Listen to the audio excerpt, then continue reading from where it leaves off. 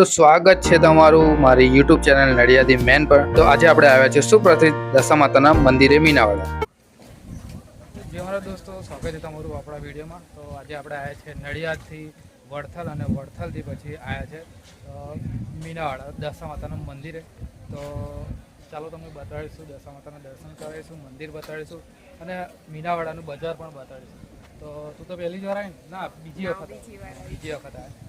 તો ભાઈ તમે જો આવ્યા હોય દશા માતાના મંદિર તો તમને અહીંયા શું ગમ્યું અને ક્યારે આવ્યા હતા એ તમારો અનુભવ અહીંયા આપણા કમેન્ટ બોક્સમાં કહેજો અને જય દશામાની કમેન્ટ કરવાનું ભૂલતા નહીં। તો વિડીયોમાં એન્ડ સુધી બન્યા રહેજો, વિડીયોને લાઇક કરજો ભાઈ, જેટલા વ્યૂ આવે છે એટલી લાઇક નહીં આવતી તો વિડીયોને લાઇક કરજો। ચલો આગળ તમને બતાવીએ। જો ભાઈ આ બધું બજાર છે, અહીંયા તમને સાધન મૂકવાની બી વ્યવસ્થા છે અને પ્રસાદના 100 રૂપિયા લે છે। પ્રસાદ પણ સારો હોય છે અને શ્રીફળ પણ આપે તમને એવું બધું। ચાલો તમને બતાવીએ, ટેટુવાળા પણ હોય, તમે ટેટુ કરાવી શકો છો।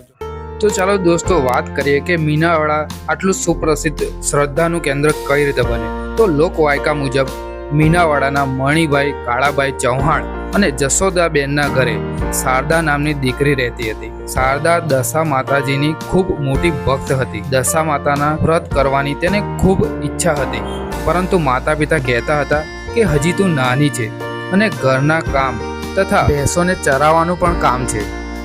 એક દિવસ શારદાબાએ દશામાનું વ્રત કર્યું અને ભેંસોને ચરાવવા નદી કાંઠે ગઈ। વ્રતના કારણે તેને ભોજન પણ લીધું ન હતું। સાંજે તેની એક ભગરી ભેંસ નદીના કાદવમાં ફસાઈ ગઈ। શારદાબાએ ઘણી મહેનત કરી પરંતુ ભેંસ બહાર ન આવી।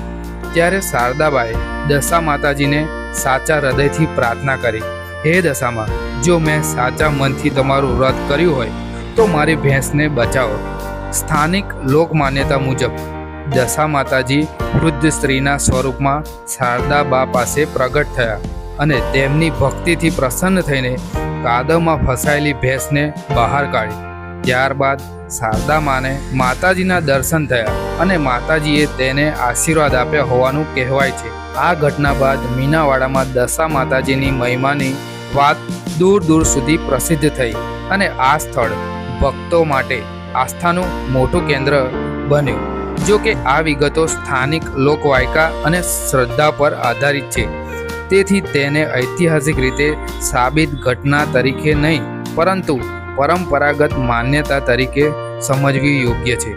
આ વાર્તાનો મુખ્ય સંદેશ સમજીને તો સાચી ભક્તિ, શ્રદ્ધા અને માતાજી પ્રત્યેનો વિશ્વાસ છે। તો દોસ્તો મીનાવાડા દશા માતાજીના મંદિરનું લોકેશનની વાત કરીને તો મીનાવાડા ખેડા જિલ્લામાં મહુધા તાલુકા ખાતે આવેલું છે અને નડિયાદથી માત્ર 22 કિલોમીટર દૂર છે।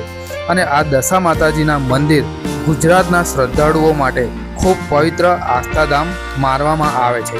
અને જો મીનાવાડા દશા માતાજીનો ઇતિહાસની વાત કરીએ ને તો સ્થાનિક માન્યતા મુજબ આજથી 700 વર્ષ પહેલાં અહીં મીનળ ગામનું સમૃદ્ધ શહેર હતું અને ત્યારબાદ નદીમાં આવેલા ભયંકર પૂર બાદ આ વિસ્તાર ડૂબી ગયો અને ત્યારબાદ અહીં વસવાટ ફરીથી શરૂ થયો અને જેને સમય જતાં મીનાવાડા તરીકે આ ગામ ઓળખવામાં આવ્યું।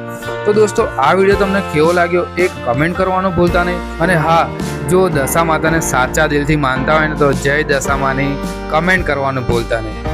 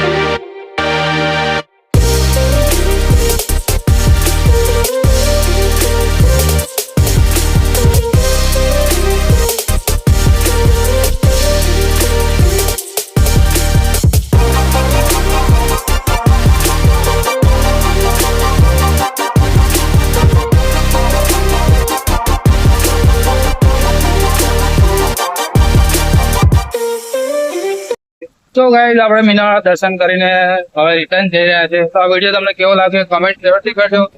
તો ચાલો મળીએ મિત્રો નવા વિડીયોમાં, કેમ કે ચાલુ બાઈક શૂટિંગ નહીં કરવાનું. જય મહારાજ, જય માતાજી.